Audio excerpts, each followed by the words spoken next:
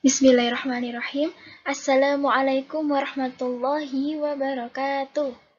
Halo anak-anak semuanya, apa kabar? Jumpa lagi dengan Bu Wardah pada mata pelajaran Sejarah Kebudayaan Islam.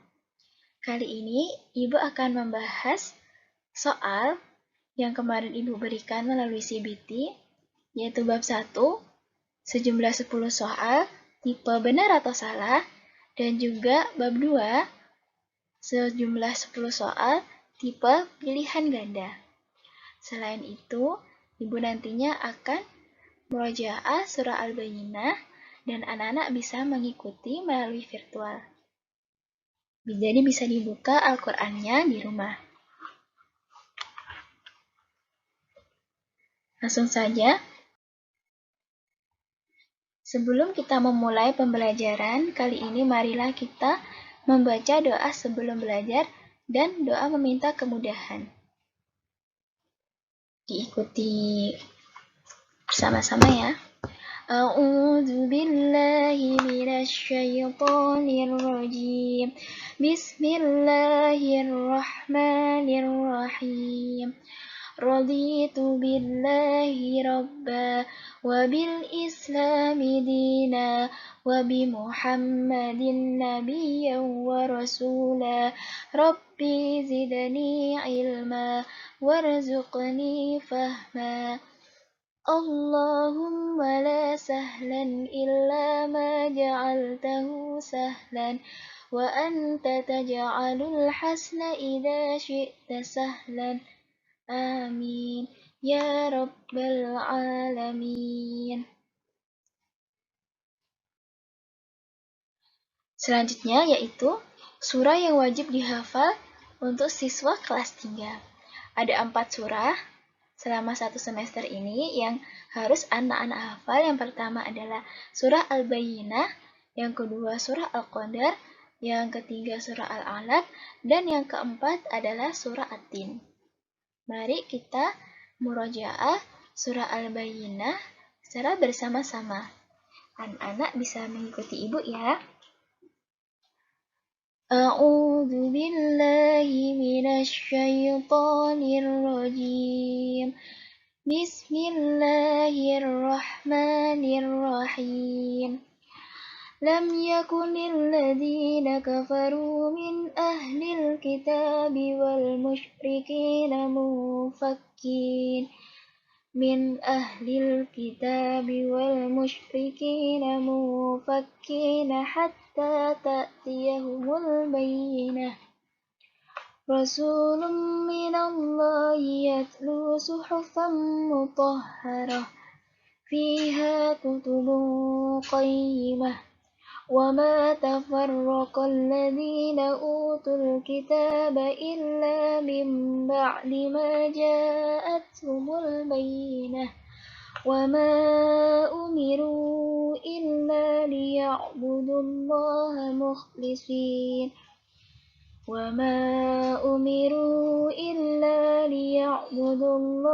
مخلصين له الدين حنفاء ويقيموا الصلاة ويؤتوا الزكاة وذلك دين القيمة.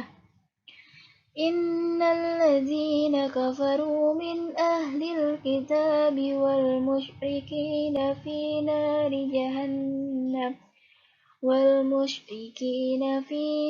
جهنم خالدين فيها أولئك هم شر البرية. إن الذين آمنوا وعملوا الصالحات أولئك هم خير البرية. جزاؤهم عند ربهم جنات عدن تجري من تحتها الأنهار خالدين فيها. جنات عدن تجري من تحتها الأنهار خالدين فيها أبدا. رضي الله عنهم ورضوا عنه. ذلك لمن خشي ربه.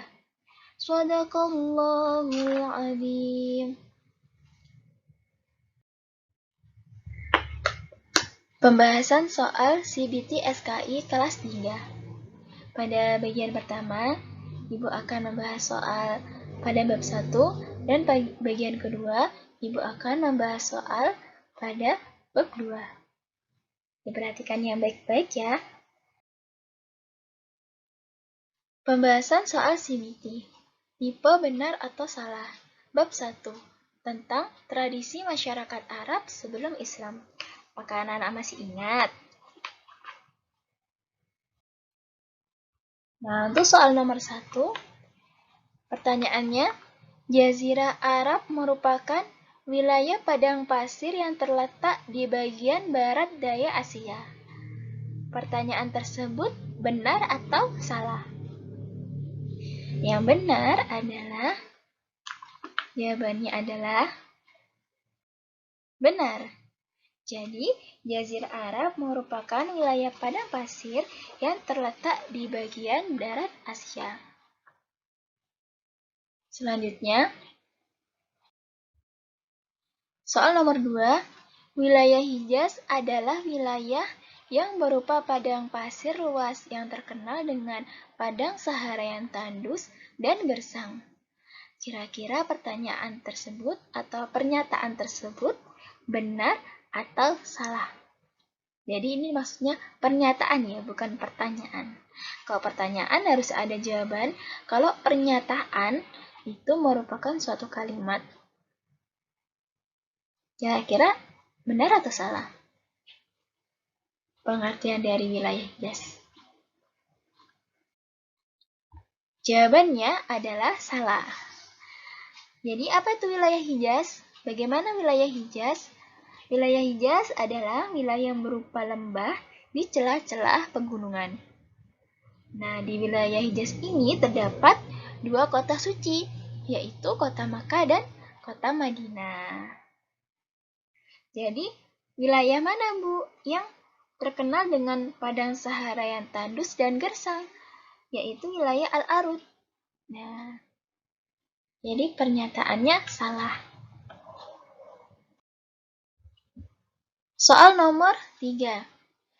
Wilayah Tihama adalah suatu wilayah di Jazirah Arab yang telah banyak dihuni oleh masyarakat Arab pra-Islam. Pernyataan tersebut benar atau salah? Jadi, jawabannya adalah salah. Mengapa kok salah? Karena wilayah Tihama adalah wilayah Arab yang daerahnya terdiri dari gurun-gurun yang udaranya sangat panas dan berangin tenang. Lalu, wilayah yang dihuni oleh banyak masyarakat Arab pra-Islam adalah wilayah Yaman, bukan wilayah Tihama. Selanjutnya. Nomor 4, bangsa Arab memiliki karakter yang positif seperti pemberani, ketahanan fisik, kekuatan daya ingat, hormat harga diri, ahli syair, dan sebagainya. Kira-kira benar atau salah? Ya, jawabannya adalah benar. Jadi, masyarakat Arab itu mereka kuat-kuat, hormat harga diri. Jadi kalau seandainya misalkan ada kelompok mereka yang dihina atau ada semacam hinaan untuk salah satu kelompoknya mereka akan tidak segan-segan untuk membela kelompoknya. Mereka juga mempunyai ketahanan fisik yang kuat. Jadi kita bisa lihat orang-orang Arab itu kan rata-rata tinggi-tinggi ya, dan besar-besar. Soal nomor 5. Kebiasaan buruk bangsa Arab pra-Islam adalah tidak suka membuat persembahan kepada patung berhala. Jadi diulang kembali, kebiasaan buruk bangsa Arab pra-Islam adalah tidak suka membuat persembahan kepada patung berhala. Jadi hati-hati dengan soalnya. Kira-kira pernyataan ini benar atau salah? Jawabannya adalah salah. Jadi yang benar apa? Kebiasaan buruk masyarakat Arab pra-Islam adalah mereka suka menyembah berhala. Bukannya tidak suka membuat patung berhala. Justru mereka suka membuat dan menyembah patung berhala. Selanjutnya nomor 6. Masyarakat Arab sebelum Islam disebut zaman jahiliyah atau kebodohan. Karena mereka pada waktu itu tidak mau menggunakan pikiran sehatnya untuk menyembah Allah Subhanahu wa Ta'ala. Benar atau salah? Ya, jawabannya adalah benar. Jadi mengapa masyarakat Arab pra-Islam disebut dengan zaman jahiliyah atau zaman kebodohan? Dikarenakan mereka tidak menggunakan akal pikirannya untuk menyembah Allah yang menciptakan mereka. Mereka masih mengikuti aturan-aturan dari nenek moyang mereka. Jadi mereka jauh dari ajaran Allah. Selanjutnya, nomor 7. Kebiasaan buruk bangsa Arab pra-Islam atau sebelum Islam adalah suka minum minuman keras, hidup boros, dan berfoya-foya. Benar atau salah? Ya, jawabannya adalah benar. Selain mereka tidak bisa menggunakan akal pikiran mereka untuk menyembah Allah pada zaman sebelum Islam, mereka juga suka berbuat buruk seperti berfoya-foya, minum minuman keras, berzina, mencuri, merampok, dan lain sebagainya. Ya. Soal nomor 8. Sifat baik bangsa Arab pra-Islam atau sebelum Islam adalah membunuh bayi perempuan hidup-hidup karena merasa malu dan hina. Diulangi kembali, sifat baik bangsa Arab.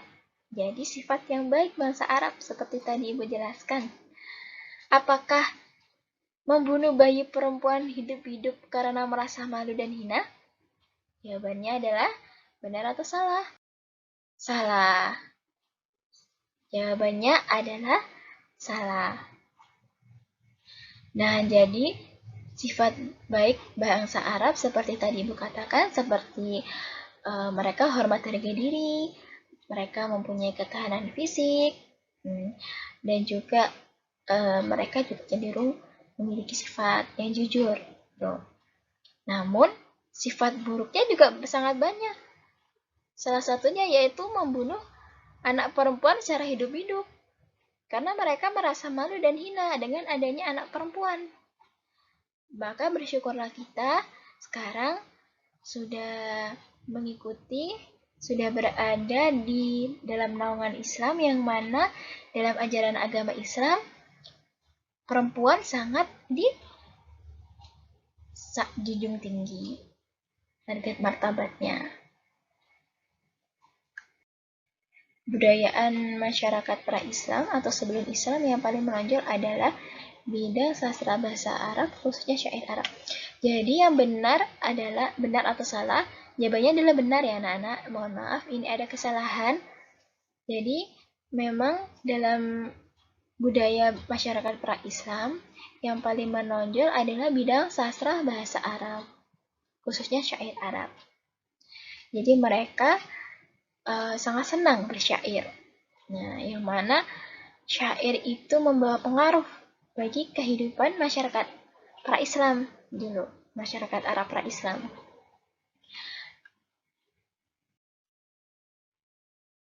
Jadi ini adalah benar, bukan salah ya. Nah, untuk yang nomor 10, salah satu dari pengaruh syair pada bangsa Arab ialah bahwa syair itu dapat merendahkan derajat orang yang tadinya mulia maupun sebaliknya. Nah ini, pengaruh dari sastra Arab, syair Arab terhadap kondisi masyarakat. Salah satunya yaitu mereka dapat merendahkan atau memuliakan derajat orang. Misalkan, ada salah satu penyair, dia itu menceritakan atau mensyairkan tentang salah seorang di masyarakat Arab yang tadinya dia itu miskin.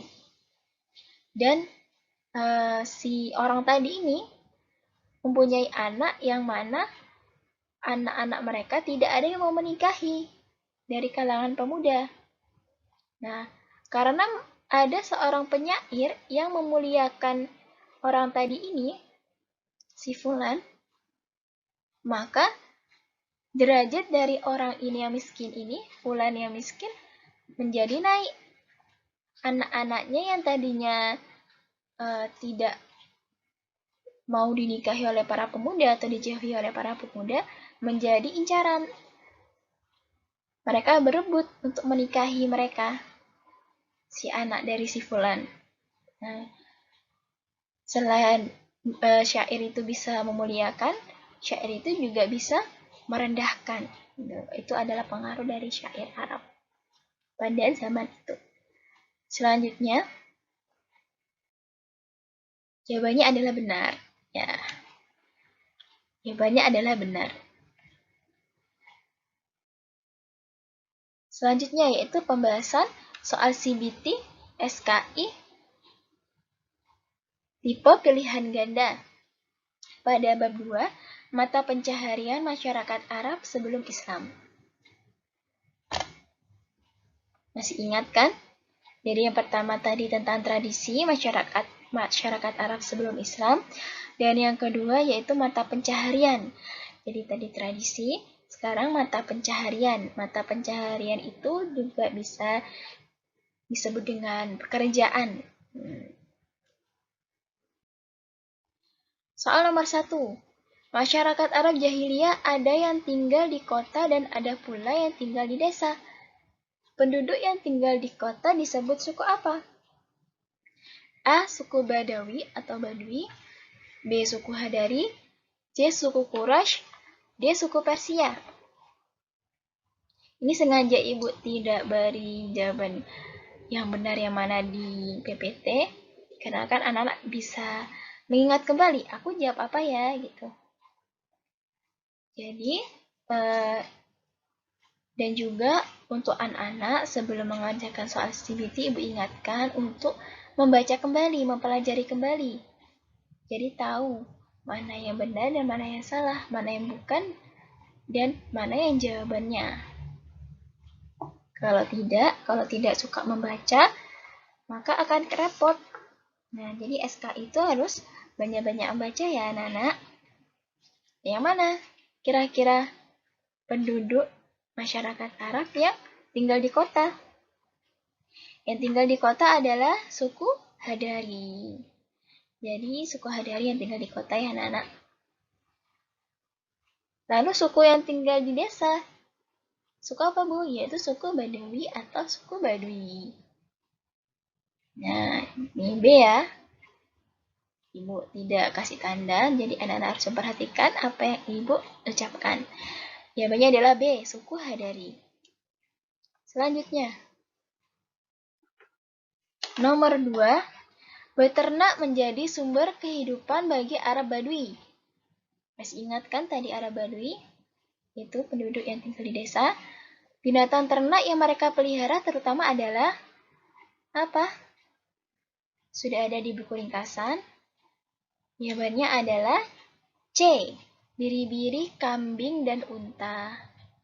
Jadi, salah satu mata pencaharian dari masyarakat Arab Badui adalah beternak biri-biri, kambing, dan unta. Yang A, B, dan D salah ya. Bisa ada sapi, ayam, burung, bukan.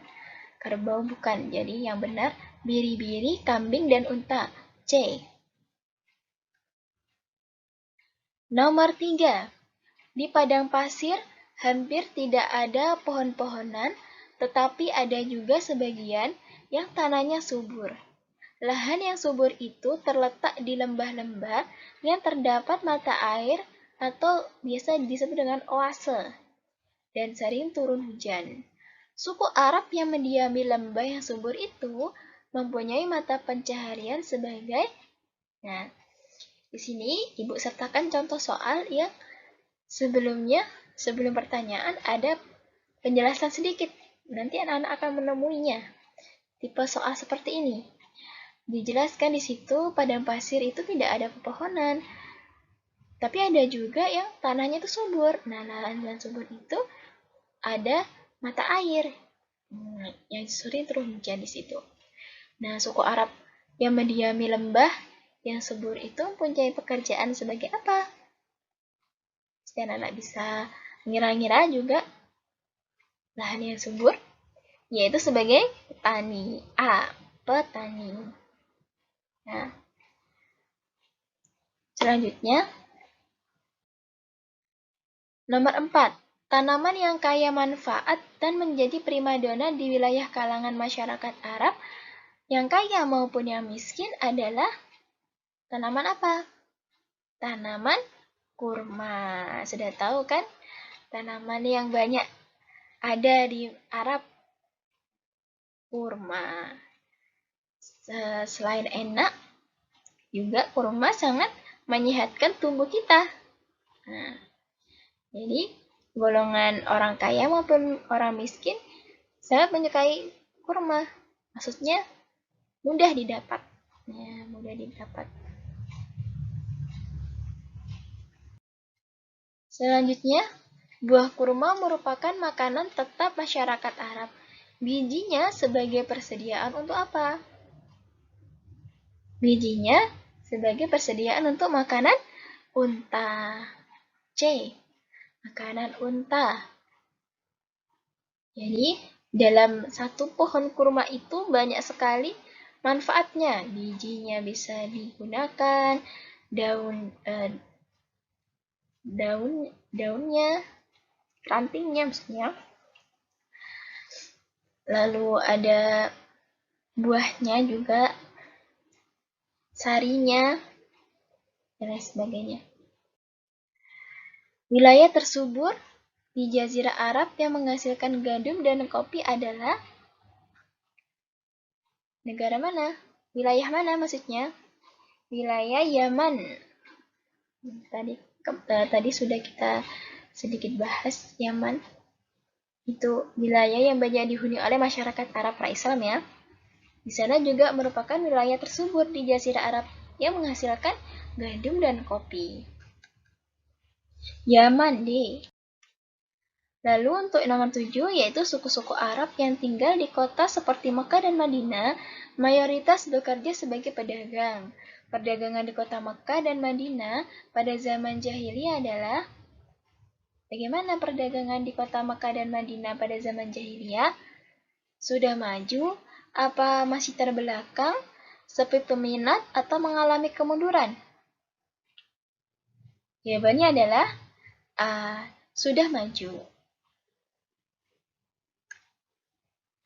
Jadi mayoritas masyarakat Arab yang tinggal di Makkah dan Madinah, mereka melakukan perdagangan dengan menaiki onta dari satu wilayah ke wilayah yang lain.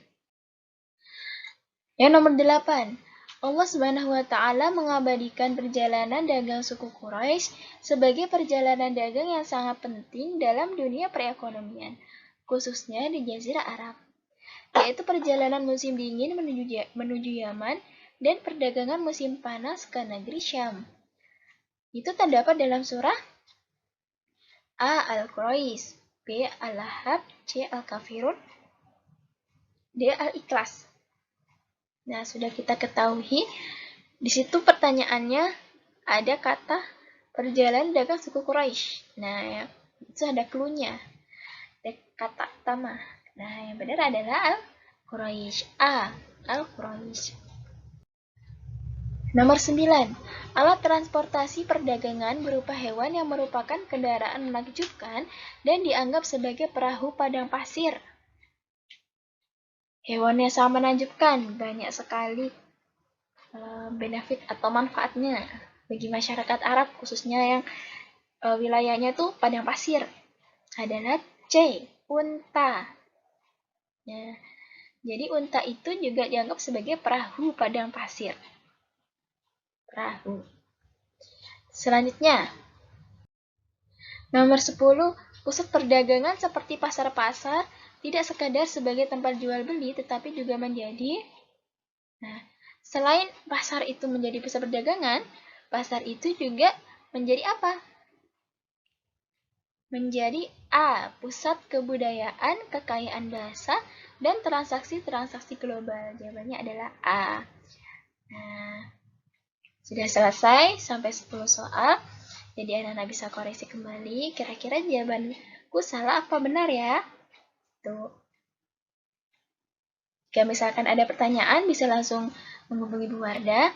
Untuk Zoom, seharusnya hari ini, tapi karena ada kendala, maka Ibu tunda. Semoga bermanfaat untuk anak-anak. Jangan lupa dipelajari bab selanjutnya, yaitu bab 3.